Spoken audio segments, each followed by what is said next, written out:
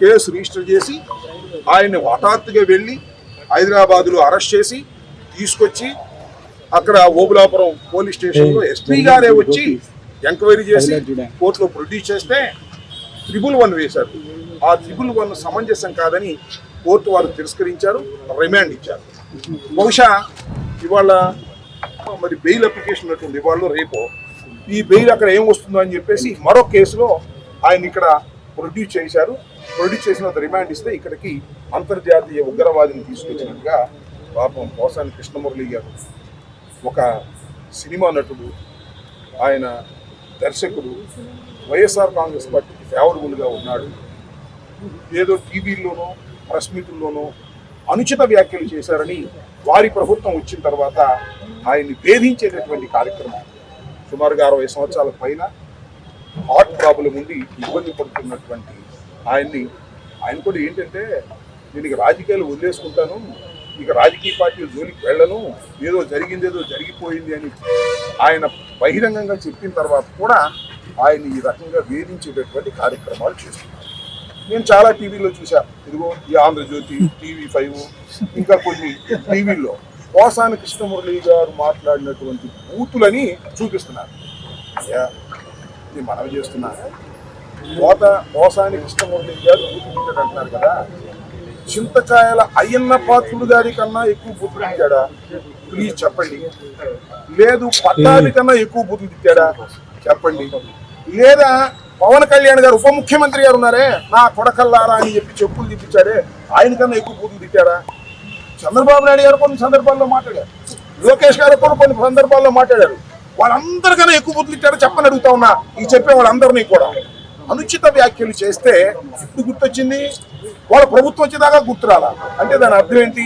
ఇవాళ ఎవరైనా అనుచిత వ్యాఖ్యలు చేస్తే మళ్ళా మా ప్రభుత్వం వస్తే తీసుకొని లోపల ఏమైనా సందేశం ఇస్తుంది? మీరు చాలా దుర్మార్గమైనటువంటి రాజకీయాలు చేస్తున్నారు, చీకటి రాజకీయాలు చేస్తున్నారు. రాత్రిపూట అరెస్ట్ చేస్తారు, రాత్రిపూట కోర్టులో పోటీ చేస్తారు, కోర్టులో రాత్రిపూట పోటీ చేస్తారు, మళ్ళీ సబ్ జైలుకి రాత్రిపూట తీసుకెళ్తారు. అంత చీకటిగా పగలెవరు చూడకోకుండా ఉండే విధంగా ఈ రకంగా కుట్రపూరితంగా పాపం వ్యవహరిస్తున్నారు. దురదృష్టవశాత్తు పోసాని కృష్ణమురళి గారిని పాపం ఆయన ఇక రాజకీయాల నుంచి తప్పుకొని భయపడిపోయి విలవిల్లాడిపోతున్న దశలో నువ్వు భయపడినా సరే మేము వదిలిపెట్టాం, నీ చొక్కా బట్టుకు తీసుకొస్తాం అని ఇలాంటి కార్యక్రమాలు చేస్తున్నారు. మీ అందరికీ తెలుసు. పిల్లిని గదిలో పెట్టుకోవడానికి ఏమైంది? తిరగబడికి తప్పదు కదా. పోసాని మురళి గారి పరిస్థితి కూడా అదే అవుతుంది. ఇవాళ పోసాని మురళి గారికి మేము అండదండలుగా ఉన్నాం వైఎస్ఆర్ కాంగ్రెస్ పార్టీ. బేషరతుగా మనం చేస్తున్నాం. పోసాని కృష్ణమురళి గారు ఏదో అనుచిత వ్యాఖ్యలు చేశారనేటువంటి మాటలు మాట్లాడుతూ ఉన్నారు. తెలుగుదేశం పార్టీ నాయకుల కన్నా తక్కువ అనుచిత వ్యాఖ్యలు చేశారని మాత్రం మనం చేస్తున్నాం. వారికి మాత్రం శిక్ష లేదు. శిక్ష లేకపోయింది. ఆ చింతకాయ అయ్యన్న పాత్రుడు గారు ముఖ్యమంత్రిగా ఉన్న జగన్మోహన్ రెడ్డి గారిని ఏం మాట్లాడారో ఒకసారి చూపించమని అడుగుతా ఉన్నారు. రాగానే ఒకటే మాట చెప్పా, ఇది ప్రతీకార ప్రభుత్వం కాదు అని. కానీ చేతగాని ప్రభుత్వం నేను చెప్పాలా, గుర్తుపెట్టుకున్నాను. ఎందుకంటే మీరు గతంలో లాగా నోటుకొచ్చినట్టు మాట్లాడితే ఇంక నాకు కూడా ఓపిక పోయింది. ఇంకా నాకు కూడా ఇలా సోషల్ మీడియాలో పోస్టులు పెట్టగానే ఇంట్లోంచి లాక్కొచ్చి కొట్టి కేసులు పెడతారు. అందువల్ల ఎవడు మాట్లాడడానికి భయపడతాడు. ఇక్కడ ఏదైనా మాట్లాడితే ఇంట్లోకి వచ్చి నీ భార్యను రేప్ చేస్తాం, నీ బిడ్డలను రేప్ చేస్తామంటే భావ ప్రకటన స్వేచ్ఛ అంటది. అది వీళ్ళు మాట్లాడేది. ఇలాంటివి మాట్లాడుతున్నప్పుడు నాయకులకి 3 ఏళ్ల పసికందులను రేపులు చేయరా?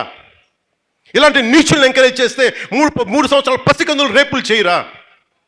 ఏదైనా మాట్లాడితే వీళ్ళు మన కులం కాదండి, ఇష్యూ అవుద్దండి, వాడు మన మతం కాదండి. మరి ఏం చేయాలయ్యా? మేము క్రిమినల్స్ని వదిలేయాలా రోడ్ల మీదకి? ఇది ప్రజలందరూ మీరు ఆలోచించాలి. అది నేను హోంశాఖ తీసుకున్నానంటే మనకు పరిస్థితులు చాలా చాలా వేరుగా ఉంటాయి. మీకు ఎలా ఉండాలంటే ఇలాంటి క్రిమినల్స్కి ఉత్తరప్రదేశ్లో యోగి ఆదిత్యనాథ్ గారు చేసినట్టుగా చేయాలి మీ అందరికీ. అప్పుడు కానీ మీరు మాట వినరు. ఇంకా అలాంటి పరిస్థితిని నెట్టేస్తున్నారు మమ్మల్ని అందరినీ.